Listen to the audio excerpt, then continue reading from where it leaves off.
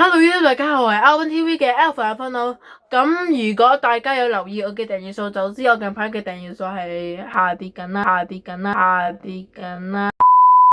咁我都話有啲驚驚地啊，會唔會跌出唔知咩大關咩15000大關嗰啲咧？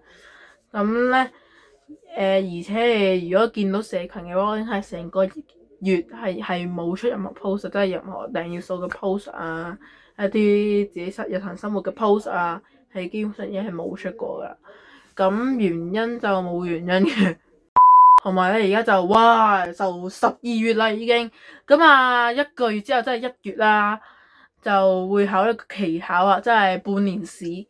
係啦，呢個就係我哋學校嘅稱號啦，稱期考為半年試啦。係啦，咁我都要擺心機落去讀書嗰度嘅，所以我會作出一個重大改變。咁我就會淨係喺星期五夜晚8點嘅時候先會出片。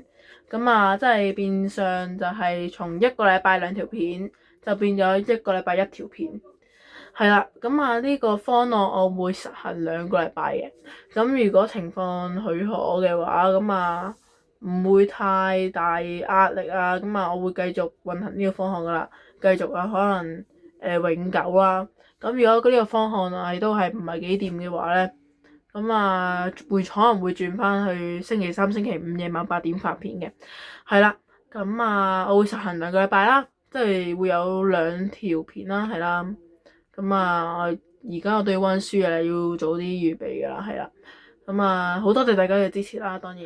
好啦，唔講咁多啦，快啲 like、subscribe and share 啦，我仲未剪片啊！